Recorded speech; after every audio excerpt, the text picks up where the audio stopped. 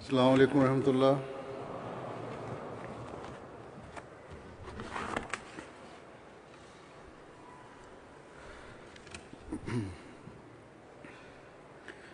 अशहदु अल्ला इलाहा इल्लल्लाह वहदहु ला शरीका लहु वअशहदु अन्ना मुहम्मदन अब्दुहु व रसूलुहु। अम्मा बअदु फ़अऊज़ु बिल्लाहि मिनश शैतानिर रजीम। बिस्मिल्लाहिर रहमानिर रहीम। अल्हम्दुलिल्लाहि रब्बिल आलमीन अर्रहमानिर रहीम मालिकि यौमिद्दीन। इय्याका नअबुदु व इय्याका नस्तईन। اهدنا الصراط المستقيم صراط الذين أنعمت عليهم غير المغضوب عليهم ولا الضالين।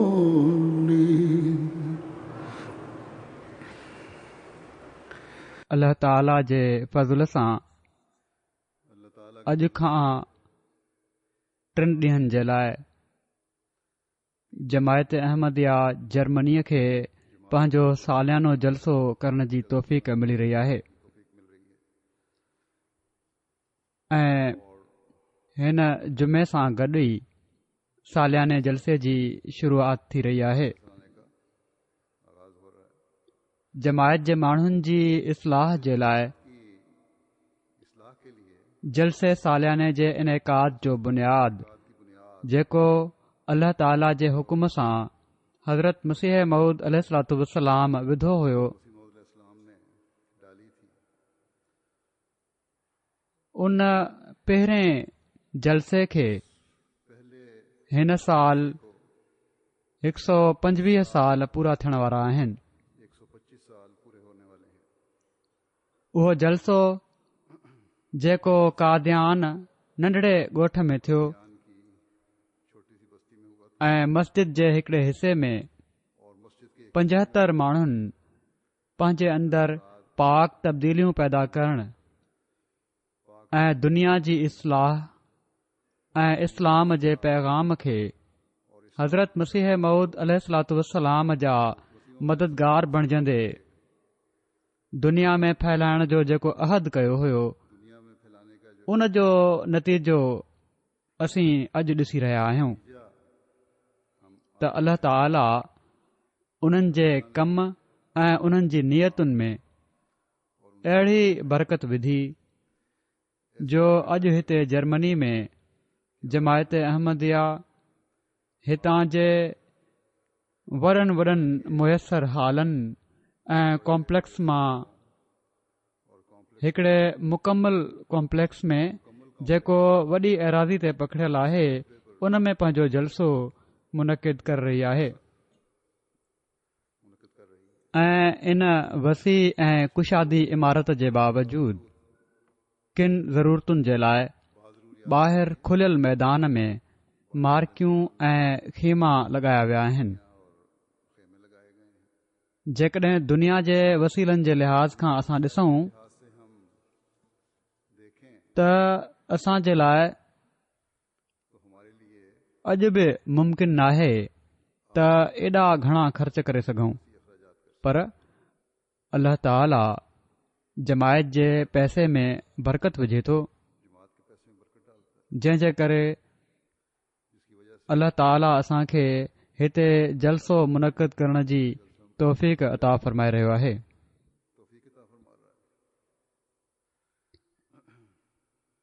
जलसागाह जी इंतज़ामिया ही इको वापसि थी अचे, ॾिसो आख़िर ताईं आवाज़ वञे बि थो या न। जहिड़ो की मूं चयो, जैसा कि मैंने कहा हज़रत मसीह मऊद अलैहिस्सलातु वस्सलाम अल्लाह ताला खां इज़्न हासिल करे हिननि जलसनि जो इनेकाद शुरू कयो हुयो ऐं इन जो मक़सदु जमायत जे माण्हुनि जी इस्लाह हुई। इन जो मक़सदु ख़ुदा ताला ॾांहुं छिकजी वञण जी कोशिश करणु हो, इल्मु ऐं मारिफत में तरक़ी करणु हुयो, पाक तब्दीलियूं पैदा करे उन्हनि खे पंहिंजी ज़िंदगियुनि जो हिसो बनाइणो हुयो, दुनिया जी चाहतुनि ऐं लॻव ॻाल्हियुनि खां पंहिंजो पाण खे बचाइणु हुयो, इस्लाम ऐं अहमदियत जे पैगाम खे दुनिया में फैलाइण जो वचन वाइदो करणु ऐं उन खे पंहिंजनि समूरियुनि सलाहियतुनि सां पूरो करणु हो, इस्तेदादुनि सां पूरो करणु हुयो, पाण में मोहबत, प्यार ऐं भाईचारे जे रिश्ते खे वधाइणु हुयो। सो पहिरियनि इन कम खे खूब निभायो। कादियान नंढड़ी वस्ती जे जलसनि में अल्लाह ताला एॾी बरकत विधी जो अॼु इन तरीक़े ते दुनिया जे तक़रीबन सभिनी मुल्कनि में जिथे जिथे जमातूं क़ाइम आहिनि जलसा मुनक़िद थी रहिया आहिनि ऐं इन्हनि जलसनि जो बि उहो ई मक़सदु आहे जेको कादियान जे जलसे जो हज़रत मसीह मऊद अलैहिस्सलातु वस्सलाम बयानु फ़रमायो हुयो ऐं जंहिं जो मूं मुख़्तसिरन हाणे ई ज़िक्र कयो आहे। सो जेकॾहिं त असां इन मक़सद जे लाइ अॼु हिते गॾु थिया आहियूं त असीं ख़ुशकिस्मत आहियूं त अल्लाह ताला जे फज़लनि जा वारिस बणजंदासीं। जेकॾहिं कंहिं मेले जे तसवुर सां हिते आया आहियूं या असां मां को बि आयो आहे त हीअ बदकिस्मती हूंदी त अल्लाह ताला असांखे हिकिड़े नेक मक़सद जे लाइ गॾु थियण जे लाइ चयो ऐं असीं गॾु थियासीं बि, पर नेक मक़सदनि खे हासिल करण जे बदिरां दुनिया जी ॻाल्हियुनि में पइजी वञूं। सो हिते अचण वारो हर अहमदी हीअ ॻाल्हि पंहिंजे साम्हूं रखे त हिननि 3 ॾींहनि में दुनिया खां बिल्कुलु क़त तालुकी करे वठे ऐं इन खां बाद बि दुनिया में रहण जे बावजूदु, दुनिया जे कमनि में पवण जे बावजूदु, त छो त हीअ बि ज़रूरी शइ आहे, दुनिया जा कम, रोज़गार आहे, वापार आहे, ज़रूरी आहे, पर इन जे बावजूदु उन्हनि नेकिन खे जारी रखण जी कोशिश करण जो अहद करे वञो जेके हिते तव्हां में पैदा थियूं त जीअं ख़ुदा ताला जे फज़लनि खे जज़ब करण वारा बणजंदा रहो। हिननि ॾींहनि में फ़र्ज़ ऐं नफ़िल इबादतुनि खां अलावा अल्लाह ताला जो ज़िक्र बि कंदा रहो। अल्लाह ताला जे ज़िक्र सां ख़्याल पाक रहंदा आहिनि ऐं अल्लाह ताला ॾांहुं तवजो रहंदी आहे ऐं इंसान बुराइनि खां बचियो रहंदो आहे। इहो ई मक़सदु इबादतुनि जो आहे ऐं अल्लाह ताला जो ज़िक्र लाज़मी इबादतुनि ॾांहुं बि तवजो ॾियारींदो रहंदो आहे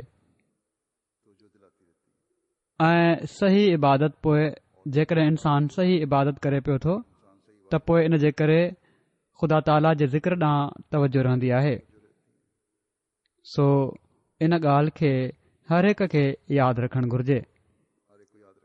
अल्लाह ताला इस्लाम में इबादत जो हिकिड़ो रुकन रखियो आहे जेको हर हालत में हर मुसलमान ते त फ़र्ज़ु नाहे, पर इन जे बावजूदु लखें मुस्लमान हर साल इहो फ़र्ज़ सरअंजाम ॾींदा आहिनि, माना त बैतुल्लाह जे हज जो फ़र्ज़। कुझु ॾींहनि ताईं इनशा अल्लाह ताला हीउ फ़र्ज़ अंजाम ॾिनो वेंदो। हज जी इबादत ॾांहुं जिथे अल्लाह ताला तवजो ॾियारे मुसलमाननि खे ई चयो त पंहिंजा समूरा ध्यान हिननि ॾींहनि में अल्लाह ताला ॾांहुं रखो, छो त इन खां बग़ैर हज जो मक़सदु पूरो नथो थिए। उते इन पासे बि तवजो ॾियारियईं त मेड़ जे करे हिकु हंधि गॾु थियण जे करे कुझु बुरायूं बि पैदा थी वेंदियूं आहिनि। बावजूद इन जे जो हज जे माहौल जे करे हर हज करण वारे मां इहा ई तवको रखी वेंदी आहे त उन खे इन पाक माहौल जे करे कंहिं ॿी ॻाल्हि जो ख़्यालु नथो अची सघे सवाइ अल्लाह ताला जे ज़िक्र जे, तस्बीह जे ऐं तहमीद जे। पर अल्लाह ताला जेको इंसानी फितरत खे ॼाणे थो, उन टिनि बुराइनि ॾांहुं बि इन मौक़े ते तवजो ॾियारे छॾी त इन्हनि शयुनि खां तव्हां बची करे रहणो आहे। सो माहौल जहिड़ो बि पाकीज़ा हुजे, इंसान खे हर वक़्तु शैतान जे हमलनि खां बचण जी दुआ कंदे रहणु घुर्जे ऐं होशियार थी इन तरफ़ तवजो रखणु घुर्जे। अल्लाह ताला हज करण वारनि खे जन टिनि बुराइनि खां बचण ॾांहुं तवजो ॾियारी आहे। उन्हनि मां पहिरीं ई आहे रफ़स। फरमाइनि था रफ़स आहे शहवानी ॻाल्हियूं, त इन जो तर्जुमो कयो ई वेंदो आहे, पर इन जो मतिलबु बदकलामी करणु, गारियूं ॾियणु, गंदियूं ऐं बेहूदा ॻाल्हियूं करणु, गंदा किसा ॿुधाइणु, फज़ूल ऐं लग़व ॻाल्हियूं करणु, ड्राड़ूं वग़ैरह हणणु, वेही कचहरियूं करणु, हीअ बि सभु आहिनि शामिल इन में। सो हिते वज़ाहत जे लिहाज़ खां हर क़िस्म जूं लॻव ॻाल्हियूं, फज़ूल ॻाल्हियूं ऐं फज़ूल कचहरियुनि जी मजलिसुनि खां मना फ़रमायो वियो आहे। को ही न सम्झे त हज ते वञी ही ॻाल्हियूं केरु कंदो हूंदो। उते त ख़ालिस थी करे हर हिकु जेको बि हज ते वञे थो, उन खां इहा ई तवको रखी वञे थी त पंहिंजो सभु कुझु अल्लाह ताला ते क़ुर्बान करे रहियो हूंदो आहे। हज़रत मुस्लिह मऊद रज़ियल्लाहु तआला अन्हु फरमाइनि था त मां जॾहिं हज ते वियुसि त हिकिड़ो नौजवान मूंसां गॾु तवाफ़ करे रहियो हुयो ऐं तवाफ़ कंदे बजाए दुआउनि ऐं अल्लाह ताला जे ज़िक्र जे हू फ़िल्मी गाना ॻाए रहियो हुयो। हिंदुस्तान मां वियो हुयो त मूं उन खे चयो त ही तूं छा थो पियो करीं? चवण लॻो मूंखे त दुआऊं वग़ैरह अचनि कोन थियूं त हज ते कहिड़ियूं कबियूं आहिनि। असां कारोबारी माण्हू आया आहियूं। कलकते में असांजो कपिड़े जो दुकानु आहे वॾो। असांजे मुक़ाबले ते हिकिड़ो ॿियो वॾो कपिड़े जो दुकानु आहे। वॾा कारोबारी माण्हू आहिनि। उन्हनि मां हिकिड़ो हज करे आयो आहे। उन्हनि मालिकनि मां उन पंहिंजे दुकान जे बोर्ड ते हाजी बि पंहिंजे नाले सां गॾु लिखी छॾियो आहे। माण्हुनि जी उन पासे इन जे करे घणी तवजो थी वई आहे त हाजी साहब जो दुकानु आहे, सुठो माल ॾींदो हूंदो। त मुंहिंजे पीउ मूंखे चयो त मां त हाणे हज ते वञी नथो सघां, बीमारी या कुराड़प जे करे, जेको बि सबबु हुजे, तूं हज ते वञ त जीअं असां बि पंहिंजो बोर्ड लॻाए वठूं। त मुंहिंजो त हीउ मक़सदु आहे त कारोबार खे वधाइण जी नियत सां मां हज कयां पियो थो। सो जॾहिं हज ते इन मक़सद जे लाइ माण्हू वञी सघनि था त पोइ कंहिं ॿी इबादत या जलसे ते कहिड़ी सोच नथी थी सघे। पोइ अल्लाह ताला फरमायो आहे त फसूक नाहे करणो हज जे ॾींहनि में, माना त इताअत ऐं फर्मा बरदारी खां ॿाहिरि नाहे निकिरणो। अल्लाह ताला जे हुकुमनि खे मञणो आहे। नेकी जो जेको रस्तो तव्हां अख़्तियार कयो आहे उन खे अख़्तियार कयूं रखणो आहे ऐं बुराई ॾांहुं नाहे झुकणो। वरी अल्लाह ताला फरमाए थो त हज जे ॾींहनि में जिदाल माना त हर क़िस्म जे झेड़े खां लड़ाई खां मुकमिल तौर ते बचणो आहे। हज़रत मुस्लिम मऊद हिकड़े मौक़े ते फरमायो हुयो त असांजे जलसनि ते बि जेकॾहिं इन सोच सां माण्हू अचनि जेको उसूल अल्लाह ताला हज जे दौरान बुराइनि खां रुकजण जो बयानु कयो आहे त गैर मामूली इस्लाह थी सघे थी। यकीनन पाण हीअ तमामु हक़ीक़ी उसूली ॻाल्हि बयानु फ़रमाए छॾी इस्लाह जे लाइ।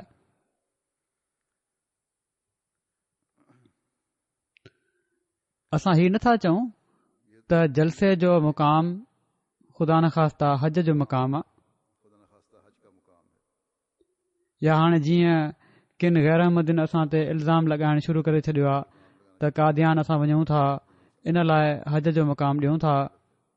हीउ ग़लति आहे, पर दीनी तरक़ी खे हासिल करण जे लाइ ऐं पंहिंजी इस्लाह जे लाइ हीउ बुनियादु आहे जेको अल्लाह ताला हिकिड़ो बयानु फ़रमाए छॾियो आहे। जिथे वॾा मेड़ हुजनि, अंबूह हुजनि, उन्हनि ॻाल्हियुनि जो बि ख़्यालु रखो। ऐं जेकॾहिं असां दीनी तरक़ी जे लाइ पंहिंजी इस्लाह जे लाइ गॾु थियण वारे जलसे में इन्हनि ॻाल्हियुनि जो ख़्यालु रखंदासीं त असांजी इस्लाह जा मयार वधंदा। जलसो हिकिड़ी इबादत त नाहे, पर ट्रेनिंग कैम्प ज़रूरु आहे जेको रूहानियत में तरक़ी जे लाइ जारी कयो वियो आहे। इन में असीं जेकॾहिं बदकलामी, गारियूं ॾियणु, गंदियूं ऐं बेहूदा ॻाल्हियूं करणु, किसा ॿुधाइण जो कमु कंदासीं त मक़सदु पूरो नथो थी सघे। त इन में असांखे इन्हनि सभिनी शयुनि खां बचणो आहे। जेकॾहिं असीं लॻव हिननि ॻाल्हियुनि खां बचंदासीं ऐं लॻव ॻाल्हि ॿोल खां बचंदासीं त यकीनन हिकिड़ो पुरसकून ऐं पुरअमन ऐं नेकियूं विखेरण वारो माहौल पैदा थींदो ऐं जलसे जो मक़सदु पूरो थींदो। पोइ फुसूक जेको अल्लाह ताला जी इताअत खां ॿाहिरि निकिरण जो गुनाह आहे उन खां बचणो आहे। हीअ हाणे ज़रूरी शइ आहे त असीं कामिल तौर ते जॾहिं दीनी मक़सद जे लाइ आया आहियूं त अल्लाह ताला जी इताअत जी पाञारी पंहिंजे कंध में हमेशा विझी रखूं।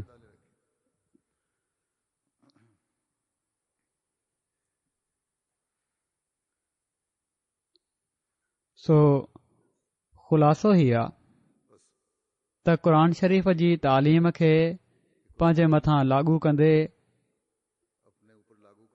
अल्लाह ताला जी इबादत जो हक़ बि असां अदा करणो आहे ऐं बाक़ी हुकुमनि ते अमल बि करणो आहे। पोइ हिकिड़ो इंतिहाई अमल जेको तालुकात खे ख़तमु करण जो ज़रियो बणिजी वेंदो आहे ऐं पोइ ही तालुक सालनि जा साल टुटल रहंदा आहिनि, जहिड़ा हलंदा रहंदा आहिनि, उन्हनि खां बचण जो हुकुम ॾिनो अथई। हज़रत मसीह मऊद अलैहिस्सलाम जलसे जा जेके मक़सद बयानु फ़रमाया आहिनि उहे इन्हनि टिनी ॻाल्हियुनि जे चौधारी हक़ीक़तनि घुमनि था त पंहिंजी इस्लाह जो मौक़ो मिले, असांखे पंहिंजे नफ़्स जी इस्लाह थिए, फज़ूल ॻाल्हियुनि खां पासो थिए, अल्लाह ताला ॾांहुं तवजो पैदा थिए ऐं उन जे हुकुमनि ते कामिल इताअत सां हलण ॾांहुं ख़ासि तवजो पैदा थिए ऐं पंहिंजे भाइरनि सां ख़ासि रिश्तो, मुहबत ऐं भाईचारे जो क़ाइमु थिए ऐं हर क़िस्म जी ख़ुदगर्ज़ी ऐं झेड़े खे ख़तमु कयूं। जॾहिं पाण हिकिड़े साल ॾिठऊं, हज़रत मसीह मऊद अलैहिस्सलाम जॾहिं हीउ ॾिठो त पाण में हिक ॿिए जा हक़ अदा करण ॾांहुं ध्यानु नथा ॾियनि माण्हू ऐं ख़ुदगर्ज़ी किन माण्हुनि ते ग़ालिब अची वई आहे ऐं किन नंढियुनि नंढियुनि ॻाल्हियुनि ते बहस मुबाहिसो ऐं झेड़े जी सूरत बणिजी वई आहे त पाण नाराज़गी जो इज़हार फ़रमाईंदे जलसो ई हिकिड़े साल मुनक़िद न फ़रमायो हुआ। सो जलसे में शामिल थियण वारे हर शख़्स खे ही यादि रखणु घुर्जे त उन जिथे हिननि ॾींहनि में हर नंढी खां नंढी ॻाल्हि में पंहिंजे नफ़्स जी इस्लाह ॾांहुं तवजो ॾियणी आहे, पंहिंजो वक़्तु हेॾे होॾे ज़ाया करण जे बदिरां जलसे में शामिल थियण जे मक़सद खे पूरो कंदे समूरो प्रोग्राम जलसे जो ॿुधणो आहे। हर मुक़रर जी तक़रीर में इस्लाह ऐं नेकी जूं ॻाल्हियूं मिली वेंदियूं आहिनि। हीउ को नथो चई सघे त असांखे कुझु नाहे मिलियो या असीं तमामु वॾा आलिम आहियूं। जेॾा वॾा मर्ज़ी आलिम हुजो, का न का ॻाल्हि मिली वेंदी आहे या घटि में घटि यादगिरी थी वेंदी आहे। इन्हनि खे इन लाइ गौर सां ॿुधणु घुर्जे। पंहिंजी रूहानियत खे वधाइण जे लाइ अल्लाह जी इबादत जो हक़ अदा कयो ऐं पोइ हुकूकुल इबाद जी अदायगी ॾांहुं बि तवजो रहणु घुर्जे। हिते झगड़े ऐं जिदाल जो त सुवाल नाहे थींदो।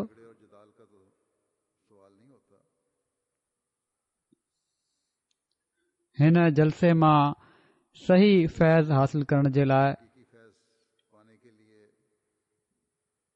झगड़े ऐं जिदाल जो सुवाल नाहे त जहिड़ो थिए थो या नथो थिए। जलसे जो हक़ीक़ी फैज़ हासिल करण जे लाइ ऐं हज़रत मसीह मऊद अलैहिस्सलातु वस्सलाम जी दुआउनि जो वारिस बणजण जे लाइ जन जा जहिड़ा हलनि पिया था पुराणा, हीअ न त हिते अची जहिड़ा कयो, जन जा पुराणा जहिड़ा हली रहिया आहिनि उन्हनि खे बि हिक ॿिए खां अॻिते वधी ठाह करे उन्हनि खे ख़तमु करणु घुर्जे। पंहिंजी अनानियत खे ख़तमु कयो। मूंखे ख़बर आहे त हर साल जलसे ते किन पुराणियुनि ॻाल्हियुनि जे करे बदमज़गियूं माण्हुनि में पैदा थी वेंदियूं आहिनि, किन ख़ानदाननि में, किन माण्हुनि में, ऐं के माण्हू पाण में विढ़ी बि पवंदा आहिनि। जलसे ते त हर हिकु हिते आयल हूंदो आहे। ॿ नाराज़ धुरियूं उन्हनि जो या के माण्हू हिक ॿिए जे साम्हूं अची वेंदा आहिनि। हिते त हर अहमदी अचणो आहे। इन लाइ ही नथा असां चई सघूं त हू जलसे ते छो आयो आहे ऐं हू छो नाहे आयो। नाराज़ माण्हुनि में, औरतुनि में बि ऐं मर्दनि में बि हिक ॿिए खे ॾिसी जॾहिं अहिड़ी तरह उन्हनि जूं नाराज़गियूं पुराणियूं हली रहियूं हुजनि, जॾहिं हिक ॿिए खे ॾिसंदा आहिनि त घूरण लॻी पवंदा आहिनि, निर घुंजाइण लॻी पवंदा आहिनि त कॾहिं कॾहिं के माण्हू परे खां ई या हलंदे हलंदे को न को चिथर वारो फ़िक्रो चई ॾींदा आहिनि ऐं इज़हार ही हूंदो आहे त जहिड़ी तरह असां हिननि खे नाहे चयो, पर हूअं ई ॻाल्हि कई आहे।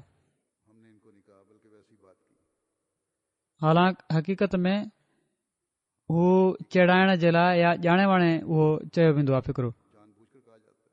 ऐं ॿी धुर जेका पहिरियों ई दिलि में लोच पोच खाई रही हूंदी आहे, उहे बि कावड़ में कुझु चई छॾींदा आहिनि। ॼण त हिकिड़ी लॻव हरकत सां पोइ अल्लाह ताला जी इताद खां ॿाहिरि निकिरंदा आहिनि ऐं पोइ जहिड़े ताईं कॾहिं कॾहिं ॻाल्हि पहुची वेंदी आहे। जेकॾहिं कंहिंखे पंहिंजे जज़्बात ते कंट्रोल नाहे त बहितर आहे त जलसे जे माहौल खां पहिरियां ई पाण ई ॿाहिरि हलिया वञो, जलसे में शामिल न थियो। ॿ चार माण्हू ई अहिड़ा हूंदा आहिनि जेके जमायत जी बदनामी जो सबबु बणजंदा आहिनि ऐं जलसे ते अची बजाए जलसे जी बरकतुनि मां हिसो वठण जे अल्लाह ताला जी नाराज़गी हासिल करण वारा बणिजी वेंदा आहिनि। छा कॾहिं अल्लाह ताला पसंदि कंदो त हिकिड़े नेक मक़सद जे लाइ गॾु थियण वारा मोमिन पंहिंजी रूहानी तरक़ी ऐं नेक मक़सद हासिल करण जे बदिरां फितने ऐं फ़साद खे वधाइण वारा थियनि? अल्लाह ताला जॾहिं कामयाबियूं हासिल करण वारनि जे बारे में फ़रमायो त आजिज़ाणियुनि निमाज़ुनि खां पोइ लॻव ॻाल्हियुनि खां पासो करण वारनि जो ज़िक्र फ़रमाए थो। अल्लाह ताला फ़रमाए थो त क़द अफ़लहल मोमिनून लज़ीन हुम फ़ी सलातिहिम ख़ाशिऊन वल्लज़ीन हुम अनिल लग़्व मोरिज़ून। यकीनन कामयाब थी विया उहे मोमिन जेके पंहिंजनि निमाज़ुनि में आजिज़ी कनि था ऐं लग़फ़ ॻाल्हियुनि खां बचण वारा आहिनि। सो हिते आया आहियो हिकिड़े नेक मक़सद जे लाइ। निमाज़ुनि में बि त तक़रीबन माण्हू शामिल थींदा आहिनि, हर हिकु शामिल थींदो आहे, पर अल्लाह ताला फ़रमाए थो त आजिज़ाणियूं निमाज़ूं पढ़ो। अल्लाह ताला जा कामिल फरमावरदार बणजंदे निमाज़ूं पढ़ो। ज़ाहिरी निमाज़ूं न हुजनि। बाजमायत निमाज़ुनि जो हिकिड़ो मक़सद ही बि आहे त हिकिड़ी वहदत पैदा थिए, हिकु जिस्म बणिजी अल्लाह ताला जे अॻियां हाज़िर थियूं।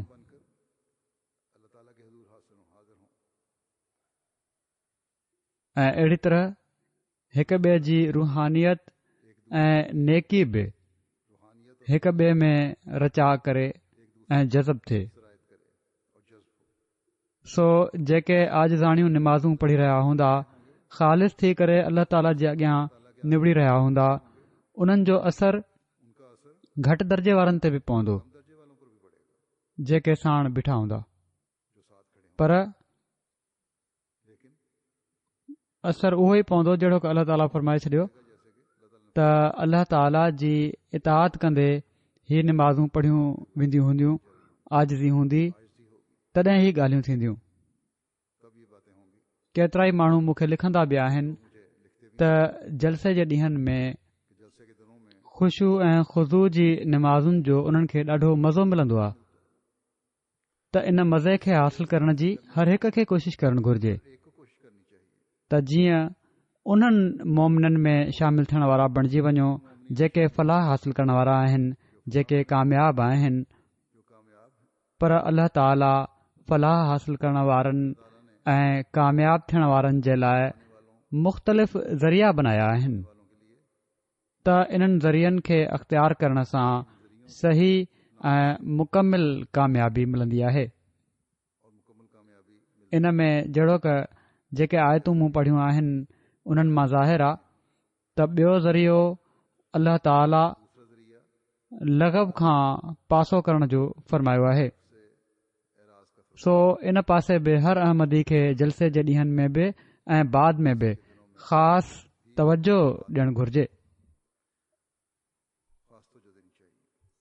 हज़रत ख़लीफ़तुल मसीह अव्वल फ़रमायो आहे इन जी तशरीह कंदे अल्लाह जी त इन में सभई शयूं अची वञनि थियूं, माना त हर क़िस्म जो कूड़, हर क़िस्म जा गुनाह, तास, जुआ, फज़ूल ॻाल्हियूं करणु, नुक्ताचीनियूं करणु, ही सभई शयूं इन में शामिल आहिनि।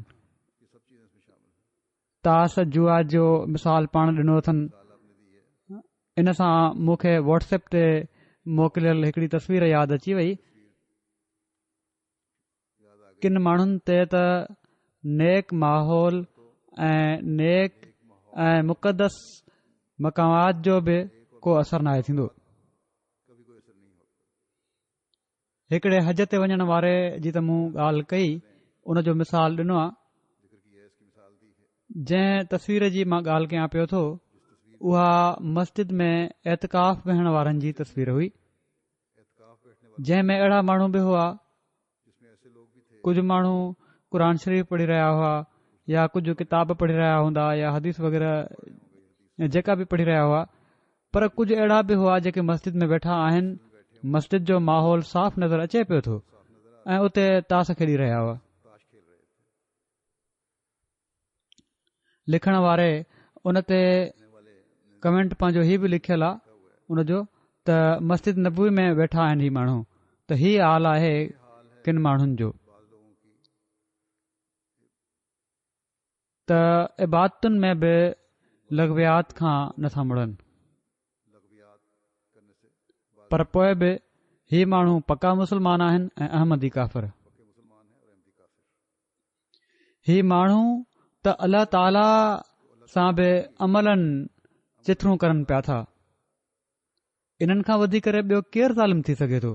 सो ही नमूना जेके असीं गैरनि जा ॾिसूं था त असां खे इन्हनि मां सबक़ु वठणु घुर्जे त कॾहिं बि असांजे अंदरि अहिड़ियूं ॻाल्हियूं पैदा न थियनि ऐं साण ई असांखे अल्लाह ताला जो शुक्र अदा करणु घुर्जे त उन असांखे तौफ़ीक़ अता फ़रमाई त असां ज़माने जे इमाम खे मञियो आहे जन असांखे बार बार हिननि लग़वियात खां बचण ॾांहुं तवजो ॾियारी आहे। हज़रत मसीह मऊद अलैहिस्सलातु वस्सलाम हिकिड़े हंधि लग़वियात जे बारे में बयानु फ़रमाईंदे फ़रमाइनि था त छुटकारो माणींदड़ मोमिन उहे माण्हू आहिनि जेके लग़व कमनि लग़व ॻाल्हियुनि ऐं लग़व हरकतुनि लग़व कचहरियुनि ऐं लग़व सोहबतुनि खां ऐं लग़व तालुकात खां ऐं लग़व जोशनि खां पासो करे वेंदा आहिनि। हज़रत मसीह मऊद अलैहिस्सलातु वस्सलाम सभिनी इन्हनि लग़व ॻाल्हियुनि जी निशानदेही फ़रमाए छॾी आहे। हाणे जेतिरनि ॻाल्हियुनि जो हज़रत मसीह मऊद अलैहिस्सलातु वस्सलाम ज़िक्र फ़रमायो आहे ही सभई हिक ॿिए सां ॻंढियल आहिनि। हिकिड़ो लग़व कमु ॿिए लग़व कमु ॾांहुं वठी वञे थो ऐं जेकॾहिं गौर कयूं त लग़व कम लग़व ॻाल्हियूं ऐं लग़व हरकतूं जेके कंदा आहिनि उहे लग़व मजलिसुनि में वेहण वारा हूंदा आहिनि। लग़व माण्हुनि जी सोहबत सां ऐं मेल मिलाप सां तालुकात सां पैदा थींदियूं आहिनि ऐं लग़व क़िस्म जे जोशनि सां थोरी थोरी ॻाल्हि ते जोश में अची वञणु ऐं कावड़ में अची वञणु उन्हनि सां पैदा थींदियूं आहिनि। हाणे एतकाफ़ ते वेही ताश खेॾण वारनि जो मिसाल मूं ॾिनो आहे चवण लाइ त मस्जिद में वेठा आहिनि एतकाफ़ ते वेठा आहिनि पर इबादत जे मक़सद खे पूरो करण जे बदिरां लग़व ॻाल्हियुनि में मुब्तला आहिनि। हाणे इन्हनि सां गॾु वेहण वारा बि ओढ़ा ई माण्हू हूंदा जहिड़ा ही आहिनि। अहिड़नि माण्हुनि जी सोहबत बि ख़राब कंदी आहे तोड़े उहे मस्जिद में वेठा हुजनि पर असां जलसे ते अचण वारनि में हिननि ॾींहनि में अहिड़ी पाक तब्दीली पैदा हुअणु घुर्जे जो सिर्फ़ जलसे जे ॾींहनि में न पर बाद में बि असांजी सोहबत में वेहण वारा हमेशा लग़व ॻाल्हियुनि खां पासो करण वारा हुजनि। अहिड़ियूं मजलिसूं हुजनि जन सां गॾु वेहण वारा कॾहिं बि रद्द नाहिनि कया वेंदा। अल्लाह ताला वटि मक़बूल थियण वारा माण्हू आहंदा आहिनि। असांजा अख़लाक आला हुजनि असांजी सचाई जा मयार आला हुजनि जेके ॿियनि खे बि असांजे अमली नमूननि खे ॾिसी नेक तब्दीलियूं पैदा करण वारो बनाए छॾनि। हिकिड़े हंधि असांखे नसीहत फ़रमाईंदे हज़रत मसीह मऊद अलैहिस्सलातु वस्सलाम फ़रमाइनि था त हिकिड़ी ॿी ॻाल्हि बि ज़रूरी आहे जेका असांजी जमायत खे यादि रखणु घुर्जे ऐं उहा ही आहे त ज़ुबान खे फज़ूल बकवासुनि खां पाक रखियो वञे। फ़रमाइनि था ज़ुबान वजूद जी ॾेढी आहे ऐं ज़ुबान खे पाक करण सां ॼण त ख़ुदा ताला वजूद जी ॾेढी में अची वञे थो। जॾहिं ख़ुदा ताला ॾेढी में अची वियो त पोइ अंदरि अचणु कहिड़ो ताजुब आहे। ॾोढी छा आहे? ॾोढी चइबो आहे कंहिं घर जे मेन दर खे मेन गेट खे। जॾहिं ख़ुदा ताला तव्हां जे घर जे वेझो अची वियो दर ते अची वियो त पोइ पाण फ़रमाइनि था त उन जो अंदरि अचणु का परे जी ॻाल्हि न आहे। को ताजुब नथो करे सघे त हू अंदरि न ईंदो। सो अल्लाह ताला लग़व ॻाल्हियुनि खां बचण वारनि ऐं सुठो अख़लाक ॾेखारण वारनि नरम ज़ुबान इस्तेमालु करण वारनि जे वेझो थी वेंदो आहे ऐं एॾो वेझो थी वेंदो आहे जो जेकॾहिं नेकिन में बाक़ाइदगी रहे त ख़ुदा ताला पोइ अहिड़नि माण्हुनि ते पंहिंजो फज़ल फ़रमाईंदे उन्हनि खे पंहिंजो बणाए वठंदो आहे। अल्लाह ताला जो घर में अचणु इहो ई आहे त उन बाने खे पंहिंजो बणाए वठे। ऐं जॾहिं अल्लाह ताला पंहिंजो बणाए वठंदो आहे त इबादतुनि में वधण ऐं नेकिन में वधण जी इंसान खे तौफ़ीक़ मिलंदी वेंदी आहे। सो नेकिन मां नेकियूं पैदा थींदियूं आहिनि ऐं अल्लाह ताला जे कुर्ब जा रस्ता खुलंदा वेंदा आहिनि। असीं हिते आया आहियूं, जहिड़ो की मां पहिरियां बि चई चुको आहियां, त अल्लाह ताला जी रज़ा खे हासिल करण जे लाइ, पंहिंजे अंदरि पाक तब्दीलियूं पैदा करण लाइ। जॾहिं हीउ मक़सदु आहे त पोइ सिर्फ़ तक़रीरूं ॿुधी इल्मी मज़ो वठण सां हीउ मक़सदु हासिल नथो थी सघे। जेसि ताईं असां पंहिंजे अंदरि अमली तब्दीलियूं पैदा न कयूं ऐं अमली तब्दीलियुनि जे लाइ जिथे इबादत कंदे अल्लाह ताला जो हक़ अदा करणो आहे, उते आला अख़लाक ऐं लग़व ॻाल्हियुनि खां बची करे हिक ॿिए जो बि हक़ अदा करणो आहे। सो इन पासे ख़ासि तवजो ॾियण जी ज़रूरत आहे। हीउ अल्लाह ताला जो फज़ल आहे त उन असांजी पर्दा पोशी फरमाए छॾी आहे ऐं असां जूं ग़लतियूं निकिरी गैरनि जे साम्हूं नथियूं अचनि। न त जेकॾहिं असां मां हर हिकु पंहिंजो जाइज़ो वठे त असांखे पतो लॻंदो त केॾियूं केॾियूं ग़लतियूं आहिनि ऐं असां में हज़रत मसीह मऊद अलैहिस्सलातु वस्सलाम जे मयार जे मुताबिक़ केॾियूं न कमज़ोरियूं मौजूदु आहिनि ऐं ही कमज़ोरियूं जमायत ऐं हज़रत मसीह मऊद अलैहिस्सलातु वस्सलाम जे नाले खे बदनाम करण जो सबबु बणिजी सघनि थियूं। इन लाइ पाण हज़रत मसीह मऊद अलैहिस्सलातु वस्सलाम पंहिंजी जमायत खे नसीहत कंदे हीउ बि फ़रमायो आहे त असां ॾांहुं मनसूब थी असांखे बदनाम न कयो। जेकॾहिं असां जिन इबादतुनि जा मयार सुठा न आहिनि त असीं हज़रत मसीह मऊद अलैहिस्सलातु वस्सलाम खे बदनाम करण जो ज़रियो बणिजी रहिया हूंदासीं। जेकॾहिं असांजा अख़लाक भला न आहिनि त असीं हज़रत मसीह मऊद अलैहिस्सलातु वस्सलाम खे बदनाम करण जो ज़रियो बणिजी रहिया हूंदासीं। जेकॾहिं असां लग़व ॻाल्हियुनि में गिरफ़्तार आहियूं त असां हज़रत मसीह मऊद अलैहिस्सलातु वस्सलाम खे बदनाम करण जो ज़रियो बणिजी रहिया हूंदासीं। सो हिकिड़ी तमामु वॾी ज़िम्मेवारी आहे जेका असां अहमदिन ते आहे ऐं असांखे पंहिंजा जाइज़ा वठंदे रहण जी ज़रूरत आहे।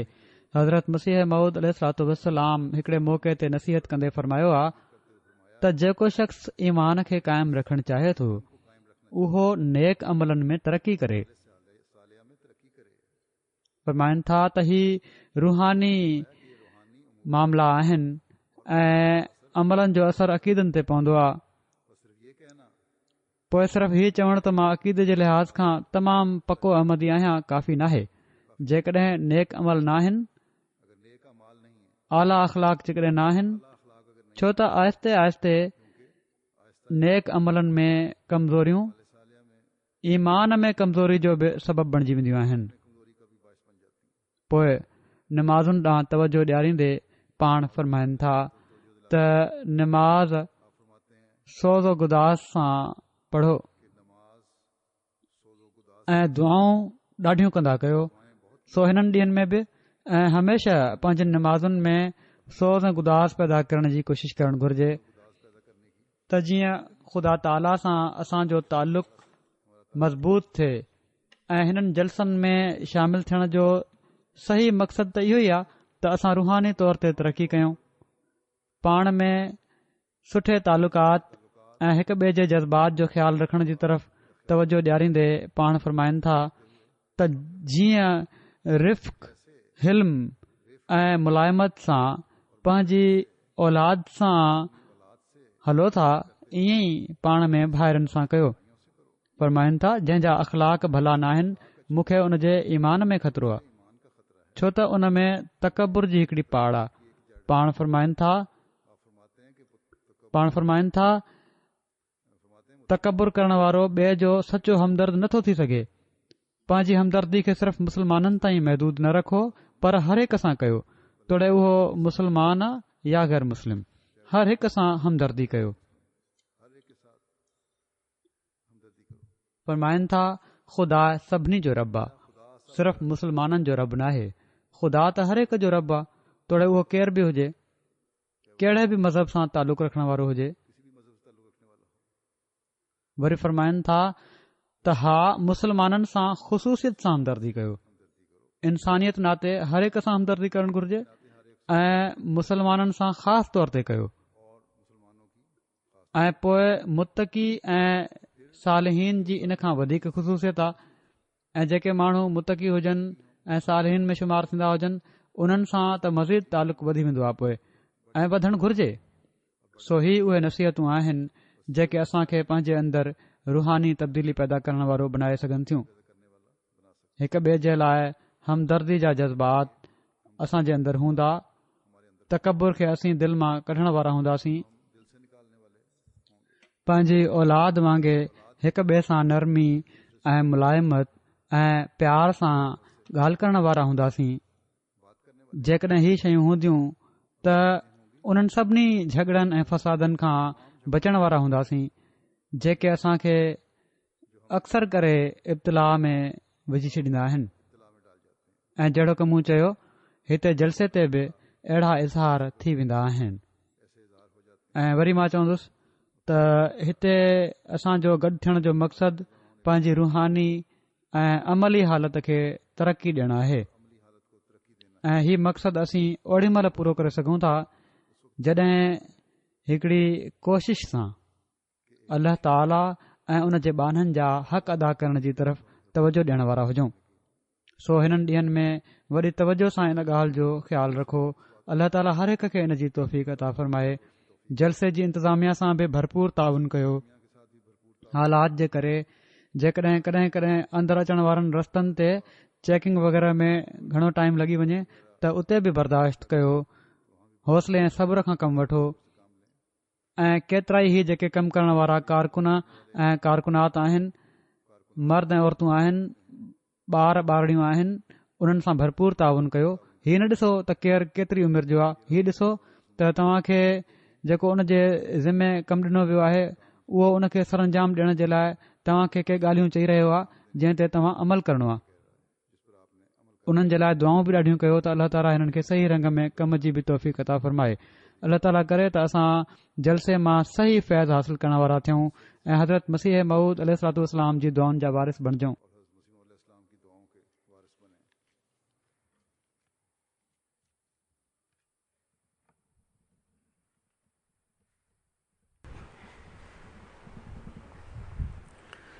अल्हम्दुलिल्लाह नहमदुहु व नस्तईनुहु व नस्तगफिरुहु व नुमिनु बिही व नतवक्कलु अलैहि व नऊज़ु बिल्लाहि मिन शुरूरि अनफुसिना व मिन सय्यिआति अअमालिना।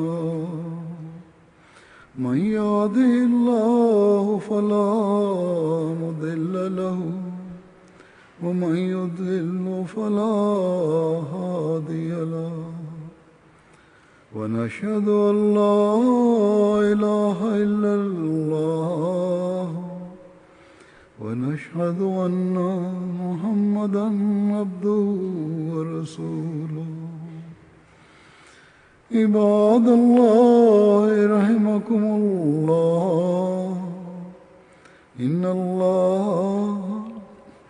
इन्नल्लाह यअमुरु बिल अदलि वल इहसानि व इताइ दिल कुर्बा व यन्हा अनिल फहशाइ वल मुनकरि वल बग़य यअज़ुकुम लअल्लकुम तज़क्करून। उज़्कुरुल्लाह यज़्कुरकुम वदऊहु यस्तजिब लकुम व लज़िक्रुल्लाहि अकबर।